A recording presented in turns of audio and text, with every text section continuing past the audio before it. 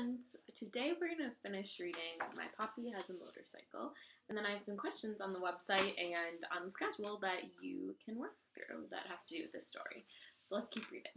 We cruised by Abuelito and Abuelita's old yellow house, the one with the lemon tree that grew from the seeds of the lemons Abuelito used to pick not far from here. Mommy says we're going to visit them tomorrow to cut nopales from their garden and eat herby albondigas in Abuelita's kitchen, where the food always tastes better. We turn the corner, and then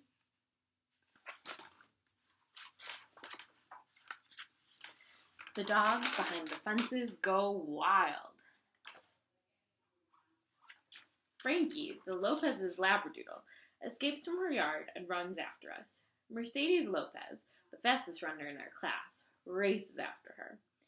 Then, just as fast, the dogs barking and Mercedes and Frankie become a soft hush in the distance. And she yells, "They're right behind us."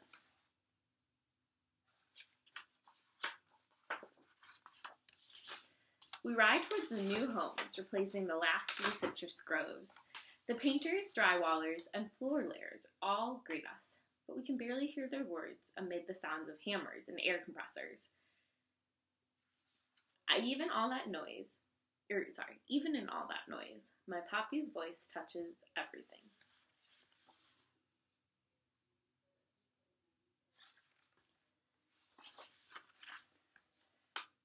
This is my favorite part. And she says, "Around the circle."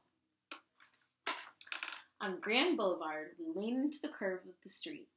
I make believe that we're in one of the races that took place here so long ago. It's our lap and we have to win. The crowd cheers us on. I feel Papi's smile as I squeeze my arms tighter around him. We fly around the circle. There's the school where we practice soccer. There's the post office where Mr. Charlie takes our letters. And La Panaderia, where Papi buys conchas on Sunday mornings.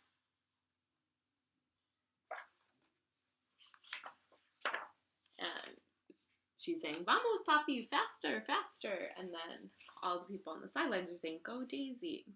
And I don't know if we recognized that yesterday when we read the story, but the main character's name is Daisy.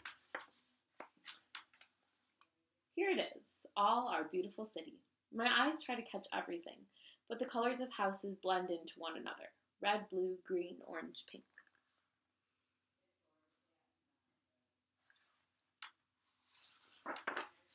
We ride until the blue glow from the motorcycle begins to dim, and our comet tail has been left behind on the streets that we've traveled. We head home, and slowly the engine echoes us back onto our street, and then our driveway, our finish line. Mommy and little brother hear the motorcycle and run out to greet us. Mommy waves us in, just like a referee. Papi and I can't stop laughing. We had a good ride. Through our laughter, I hear a familiar sound. It says honk honk. I think about my city and all the changes that it's been through and all the changes that will come. She's at the stand, the shaved ice stand, and she says, "Chicle y fresa, por favor."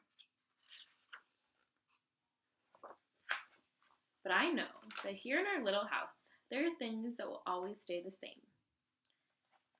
And her Papi says, "Mañana we fly again."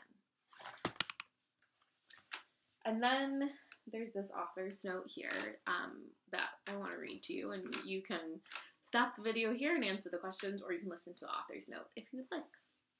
One of my fondest memories from when I was a little girl is of my appa coming home from work and putting me on the back of his bright blue motorcycle to take a spin around our city, Corona, California. Zeke Pena was able to take all the elements that live in my memory from childhood, so Zeke Pena is the illustrator. Even the places that have disappeared, like the tortilleria and raspado shop, and put them in the illustrations. While the murals he's created are imagined, the history they depict is real. In 1913, Corona held its first road race on what is now Grand Boulevard, a street that makes a perfect circle around the older part of the city. Today, people live in the middle of that old racetrack. I actually grew up there. At one point in time, Corona was also known as the lemon capital of the world, because all the citrus that was cultivated there. Immigrants did the majority of the hard labor of picking the fruit, which allowed for the citrus boom, and this in turn helped establish the city. I wanted to give a nod to the workers who built not only Corona, but a lot of our country, including my grandfather.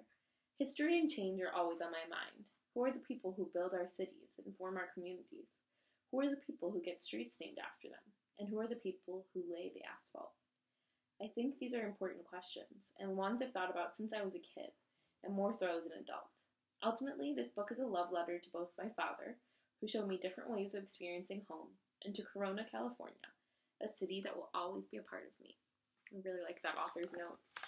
And so, that was a note from Isabel Quintero. She's the author of this story, and she shares in this note that really a lot of this story, My Papi Has a Motorcycle, is kind of framed after and based on her own life, and which is really cool.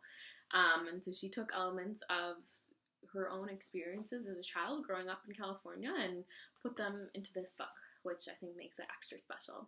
So now you can take a chance to, or now you have the chance to answer questions about this story, and we'll come back with a new story tomorrow. Thank you for listening.